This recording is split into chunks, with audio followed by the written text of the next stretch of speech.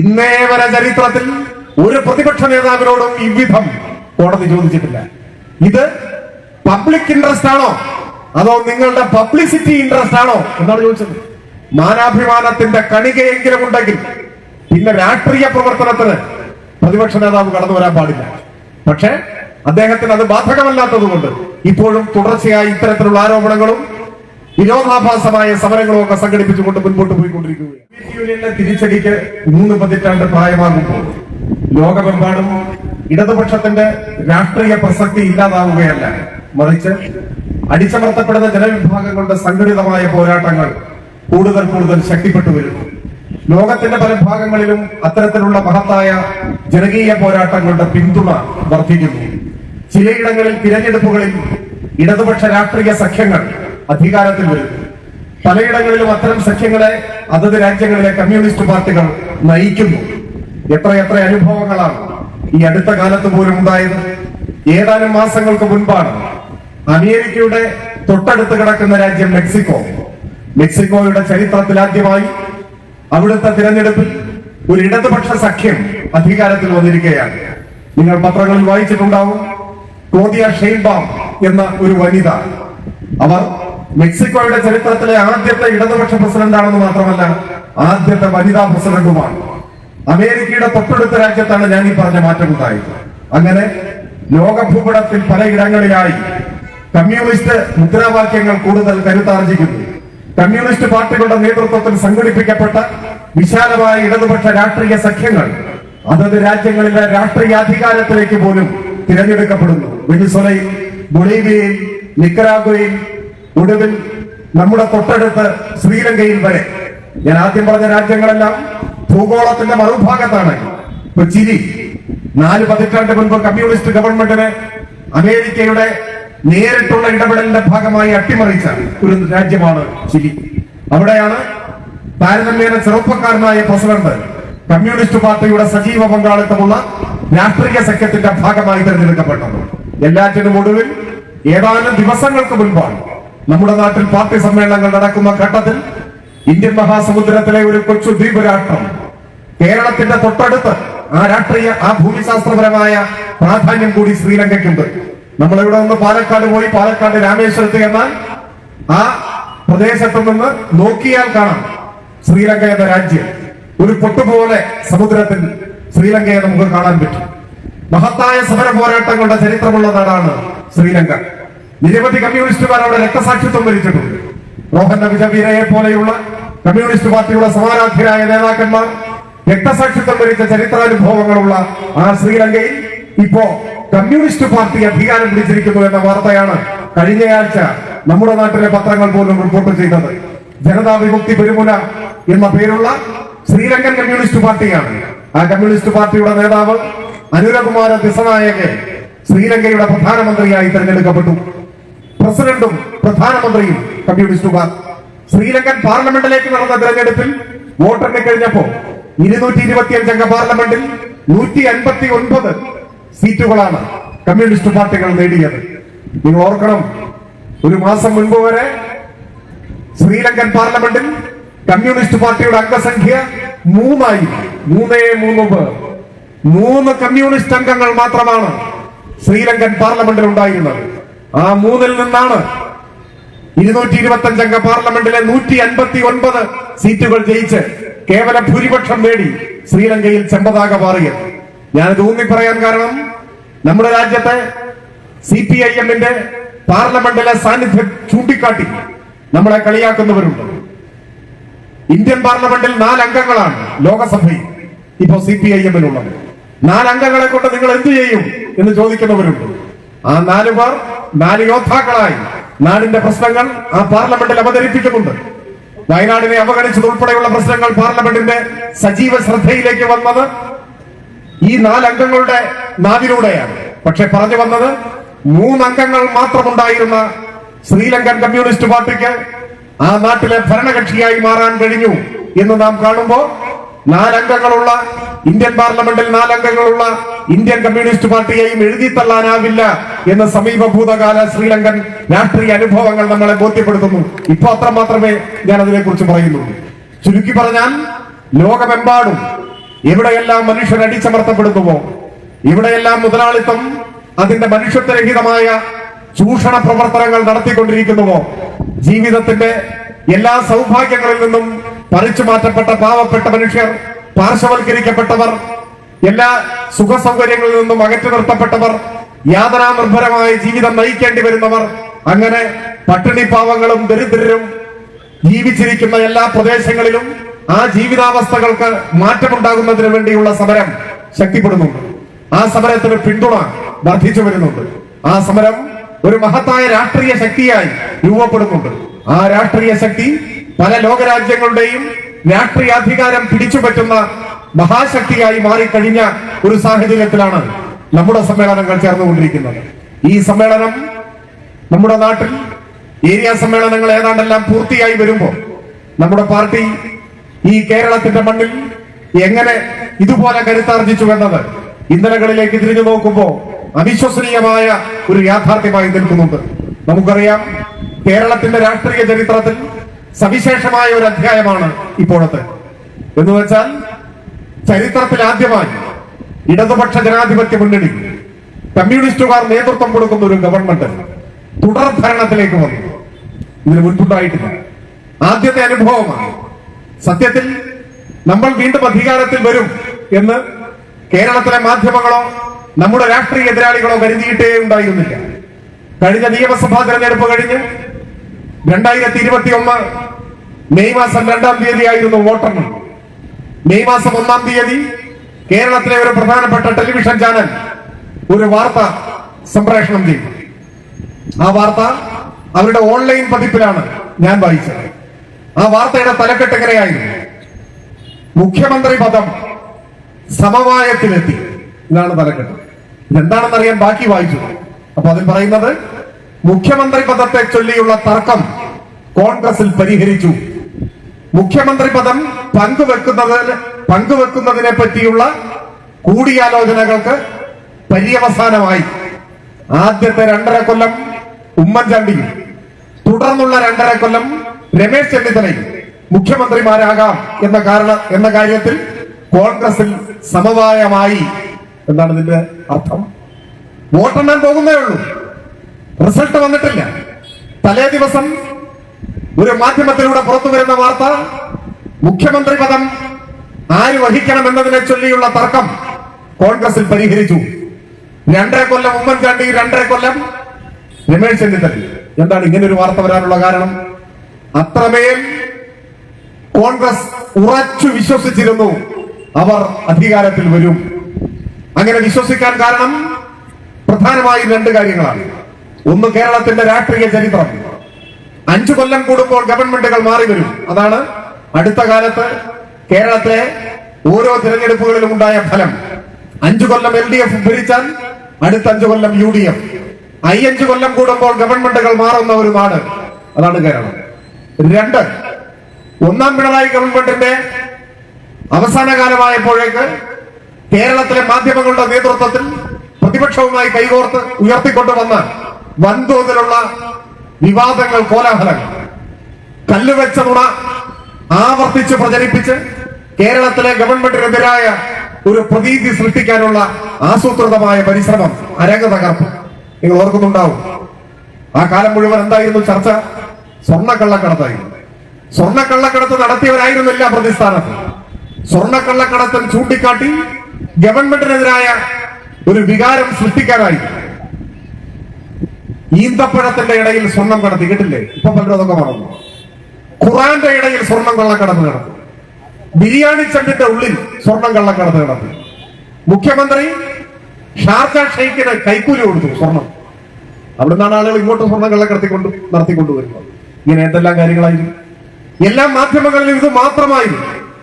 അപ്പൊ ഇത്തരത്തിലുള്ള വിവാദ കോലാഹലങ്ങളും പിന്നെ കേരളത്തിൽ 5 കൊല്ലം കൂടുമ്പോൾ ഗവൺമെന്റ് മാറുന്ന അനുഭവവും ഇതെല്ലാം വെച്ച് UDF അധികാരത്തിൽ വരും എന്ന് ഉറച്ചു വിശ്വസിച്ചിരുന്നു. എന്നാൽ തെരഞ്ഞെടുപ്പിന്റെ റിസൾട്ട് വന്നപ്പോ കൂടുതൽ തിളക്കമാർന്ന വിജയം ഇടതുപക്ഷത്തിന് ലഭിച്ചു. 99 സീറ്റുകൾ നേടി കേരളത്തിന്റെ ചരിത്രം തിരുത്തിക്കുറിച്ചു. തുടർ ഭരണം യാഥാർത്ഥ്യമായി മാറി. അന്നു മുതൽ കേരളത്തിലെ കോൺഗ്രസും അവരുടെ കൂട്ടാളികളും ആ രാഷ്ട്രീയ യാഥാർത്ഥ്യം ഉൾക്കൊള്ളാനാവാതെ എന്തു വില കൊടുത്തും ഗവൺമെന്റിനെ അട്ടിമറിക്കാൻ എല്ലാ ഇടതുപക്ഷ വിരുദ്ധ ശക്തികളുമായി കൈകോർത്ത് അന്നു മുതൽ ആരംഭിച്ചിട്ടുള്ള ഹീനമായ രാഷ്ട്രീയ പ്രചാരവും കേരളത്തിന്റെ ചരിത്രത്തിൽ ഇന്ന് വരെ കണ്ടിട്ടില്ലാത്ത വിധമുള്ള എല്ലാ തരം താഴ്ന്ന രാഷ്ട്രീയ അടവുകളും ഇപ്പോഴും പയറ്റിക്കൊണ്ടേയിരിക്കുകയാണ്. ഞാനെല്ലാം കൂടെ വിശദീകരിക്കാൻ ഉദ്ദേശിക്കുന്നില്ല. എല്ലാ നല്ല കാര്യങ്ങളെയും എതിർക്കുന്നതായി കേരളത്തിന്റെ പ്രതിപക്ഷം മാറി.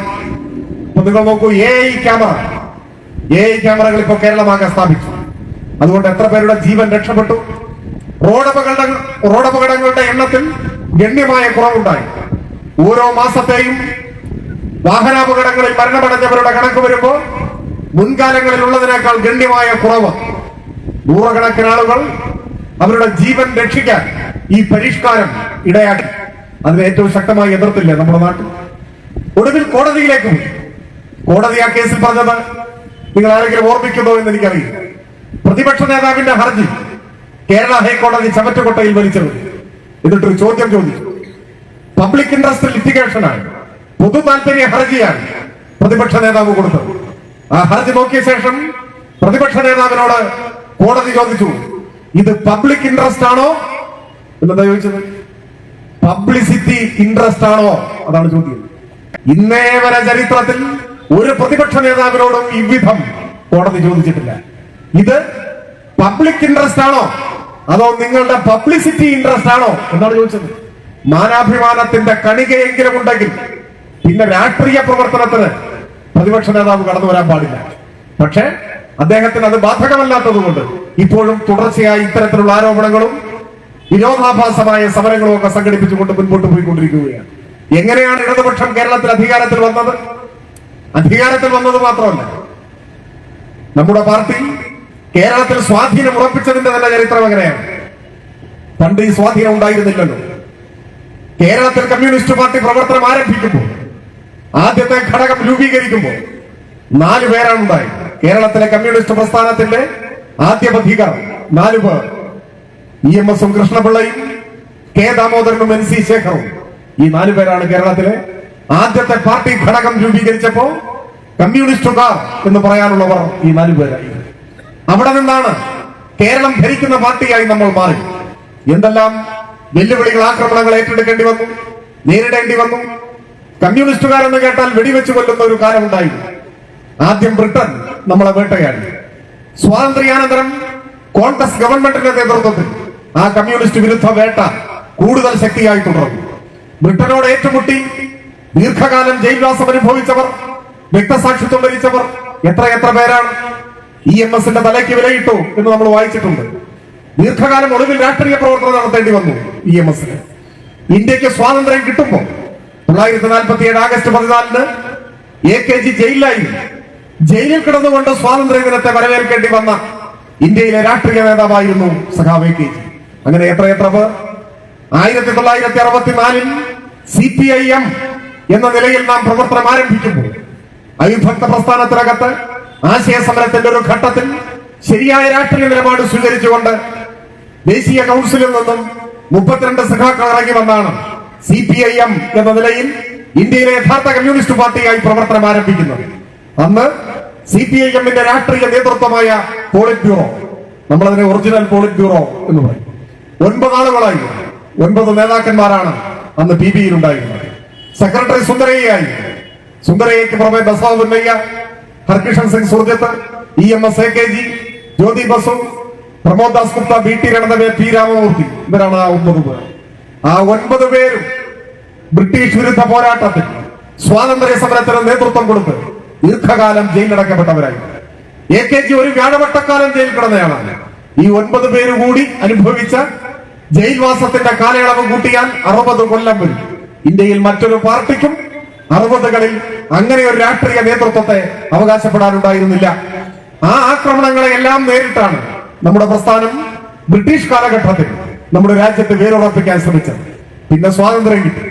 സ്വാതന്ത്ര്യം കിട്ടിയപ്പോ കമ്മ്യൂണിസ്റ്റ് വിരുദ്ധ വേട്ട അതിന്റെ ഉച്ചസ്ഥായിയിലെത്തി. എത്ര പേർ കൊല്ലപ്പെട്ടു. നമ്മൾ മുദ്രാവാക്യത്തിൽ കേട്ട് പരിചയിച്ച നാടാണ് ഒഞ്ചിയം. 1948 ഒഞ്ചിയത്ത് പോലീസിന്റെ നേതൃത്വത്തിലുള്ള കമ്മ്യൂണിസ്റ്റ് വേട്ട 8 പേരെ തൽക്ഷണം വെടിവെച്ചു കൊന്നു. അതാണ് ഒഞ്ചിയം. പിന്നെയും മർദ്ദനമേറ്റ് കൊല്ലപ്പെട്ടവർ 2 പേർ കൂടി. 10 രക്തസാക്ഷികളാണ് ഒഞ്ചിയത്തെ പോലീസ് നരനായാട്ടിന്റെ ഭാഗമായി നാം ചരിത്രത്തിൽ വായിക്കുന്നത്. പാടിക്കുന്നു വ്യാജ ജാമ്യത്തിലെടുത്തവരെയാണ് വെടിവെച്ചു പോകുന്നത്. വ്യാജ ജാമ്യം, അങ്ങനെ ഒരു വാക്ക് കേട്ടിട്ടുണ്ടോ നിങ്ങൾ ആരെങ്കിലും? കള്ളജാമ്യം, കള്ളക്കേസ് നമ്മൾ എമ്പാടും കേട്ടിട്ടുണ്ട്. കള്ളക്കേസെടുത്ത് വേട്ടയാടി എന്നൊക്കെ കേട്ടു. ഇതല്ല, കള്ളക്കേസെടുത്ത് ജയിലിലടച്ചു. ആ ജയിലിൽ നിന്നും കള്ളജാമ്യത്തിൽ ബന്ധുക്കളോ പാർട്ടി സഖാക്കളോ ആരും ജാമ്യത്തിലെടുത്ത വാർത്ത അറിയുന്നേയില്ല. പോലീസിന് മാത്രം അറിയാം. വ്യാജമായി രേഖകൾ ജാമ്യത്തിലെടുത്തതായി രേഖപ്പെടുത്തി അങ്ങനെ ജയിലിന് പുറത്തിറക്കിയവരാണ് പാടിക്കുന്നിലെ സഖാക്കൾ. അവരെ പാടിക്കുന്നിൽ കൊണ്ടുവന്ന് കൈകളിൽ വിലങ്ങണിയിച്ച് നിർത്തി കമ്മ്യൂണിസ്റ്റ് പാർട്ടി മുർദാബാദ് എന്ന മുദ്രാവാക്യം വിളിക്കണം എന്ന് ആജ്ഞാപിക്കുകയാണ് പോലീസ് ഓഫീസർ. ഇൻസ്പെക്ടർ റേ എന്ന ഓഫീസറാണ് അതിന് നേതൃത്വം കൊടുത്തത്. കമ്മ്യൂണിസ്റ്റ് പാർട്ടി മുർദാബാദ് എന്ന മുദ്രാവാക്യം വിളിക്കണമെന്ന് ആജ്ഞാപിച്ച പോലീസ് ഇൻസ്പെക്ടറുടെ മുൻപിൽ വിലങ്ങണിഞ്ഞ കൈകൾ ഉയർത്തി കമ്മ്യൂണിസ്റ്റ് പാർട്ടി സിന്ദാബാദ് എന്ന മുദ്രാവാക്യം മുഴക്കിയവരാണ് പാടിക്കുന്നിലെ സഖാക്കൾ. രേരു നമ്പ്യാരും കുട്ടിയാപ്പയും ഗോപാലൻ 3 പേരെയും വെടിവെച്ചു കൂടി. അതാണ് പാടിക്കുന്ന രക്തസാക്ഷിത്വം. അങ്ങനെ രാജ്യമെമ്പാടും കമ്മ്യൂണിസ്റ്റ് വേട്ട. ഇന്ത്യ റിപ്പബ്ലിക് ആയതിന്റെ 15ാം നാളാണ് സേലം സെൻട്രൽ ജയിലിൽ 22 സഖാക്കളെ വെടിവെച്ചു കൂടി. ചരിത്രത്തിൽ സമാനമായ ഒരു സംഭവവുമില്ല. മിനി ജാലിയൻ വാലാബാഗ് എന്നാണ് അറിയപ്പെടുക. വടക്കേ മലബാറിലെ കർഷകരായിരുന്നു ഏറിയ പങ്ക്. കർഷക സമരത്തിന് നേതൃത്വം കൊടുത്തവരെ ജയിലിലടച്ച് ആ ജയിലിനുള്ളിലിട്ട് വെടിവെച്ചു കൊല്ലുകയാണ്. കോഴിപ്പുറത്ത് മാധവ മേനോനായിരുന്നു കോൺഗ്രസ് നേതാവ്. അന്ന് മദ്രാശിയിലെ ജയിൽ വകുപ്പിന്റെ കൂടി ചുമതലയുള്ള മന്ത്രി. അന്ന് മലബാർ മദ്രാശിയുടെ ഭാഗമാണ്. തെക്കൻ തിരുവിതാംകൂറിലും വ്യത്യാസം ഉണ്ടായിരുന്നില്ല. ശൂരനാട് പോലീസ് നരനായട്ടിന്റെ അനുഭവങ്ങൾ നിങ്ങൾ കേട്ടിട്ടുണ്ടാവും.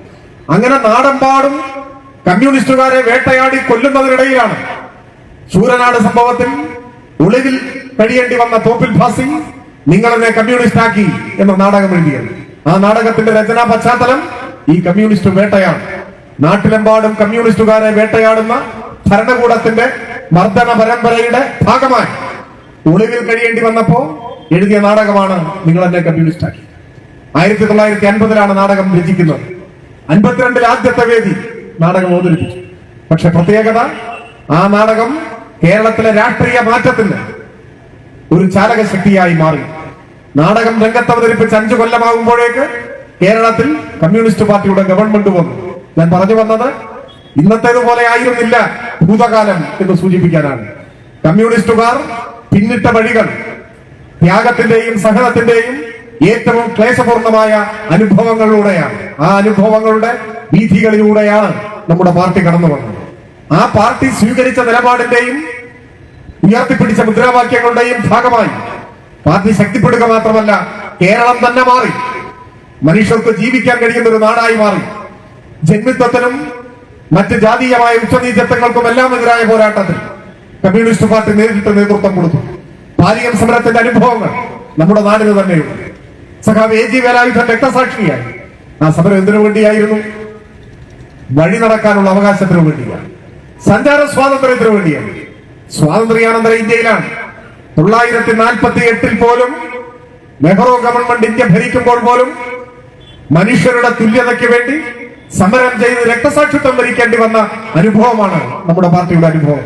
അത്തരത്തിലുള്ള അനുഭവങ്ങളുടെ മഹാസാഗരം കടന്നാണ് നമ്മുടെ പ്രസ്ഥാനം ഇന്നത്തെ നിലയിലെത്തിയത്. ഇപ്പോഴും ഏറെക്കുറെ സമാനമായ നിലവാരത്തിൽ നിൽക്കുന്ന രാഷ്ട്രീയ എതിരാളികളെയാണ് നമുക്ക് നേരിടേണ്ടി വരുന്നത്. നമ്മുടെ നാടിന്റെ എല്ലാ ഉത്തമ താല്പര്യങ്ങൾക്കും എതിരായി അങ്ങേയറ്റത്തെ സങ്കുചിതത്വത്തോടെ സ്വാർത്ഥ മനോഭാവത്തോടെ രാഷ്ട്രീയ പ്രവർത്തനം നടത്തുന്ന വലതുപക്ഷത്തെയും വർഗീയവാദികളെയും ഒരേ സമയം നേരിടേണ്ട ഒരു സാഹചര്യത്തിലാണ് നമ്മുടെ പാർട്ടി എത്തി നിൽക്കുന്നത്. എന്ന് വെച്ചാൽ കേരളത്തിൽ നഷ്ടപ്പെട്ട രാഷ്ട്രീയ അധികാരം തിരിച്ചു പിടിക്കുന്നതിനായി വലതുപക്ഷവും വർഗീയവാദികളും മുമ്പന്നത്തെക്കാളും അധികം കൂടുതൽ ഐക്യത്തോടെ കൈകോർക്കുകയാണ്. പലപ്പോഴും ഈ സഖ്യം ഒളിഞ്ഞും തെളിഞ്ഞും കേരളത്തിൽ സജീവമായിട്ടുണ്ട്. ഇപ്പോഴത്തെ പ്രത്യേകത കോൺഗ്രസും സംഘപരിവാർ നേതൃത്വത്തിലുള്ള ലക്ഷണമൊത്ത വർഗീയ വിപത്തും മാത്രമല്ല, അതോടൊപ്പം മുസ്ലിം വർഗീയതയും കൈകോർക്കുന്നു. അതാണ് പ്രത്യേകത. ജമാഅത്തെ ഇസ്ലാമിയും SDPI എന്നിപ്പോൾ അറിയപ്പെടുന്ന പഴയ പോപ്പുലർ ഫ്രണ്ടും ഇസ്ലാമിക ഭീകരവാദത്തിന്റെ ഏറ്റവും വിപുൽക്കരമായ രൂപങ്ങൾ. ഈ കൂട്ടരാണ് ഇന്ന് മുസ്ലിം ലീഗ് എന്ന രാഷ്ട്രീയ പാർട്ടിയെ നയിക്കുന്നത്. മുസ്ലിം ലീഗിന്റെ രാഷ്ട്രീയ നേതൃത്വമായി ജമാഅത്തെ ഇസ്ലാമിയും SDPI മാറി. അവരാൽ നയിക്കപ്പെടുന്നവരായി മുസ്ലിം ലീഗ് ഇന്ന് ഇവർക്ക് വിധേയരായി മാറി. അവർ UDF നിർണായകമായ സ്വാധീനം ചെലുത്തുന്നു. എന്ന് വെച്ചാൽ കോൺഗ്രസിന്റെ ഒരു കൈ RSSുമായി ചേർത്ത് പിടിക്കുമ്പോൾ മറ്റേ കൈ ജമാഅത്തെ ഇസ്ലാമിയുമായി ചേർത്താണ്. കേരളത്തിലെ എല്ലാ മതനിരപേക്ഷ ജനാധിപത്യവാദികളെയും അസ്വസ്ഥമാക്കേണ്ടത് അവിശുദ്ധമായ ഈ രാഷ്ട്രീയ കൂട്ടുകെട്ടാണ്.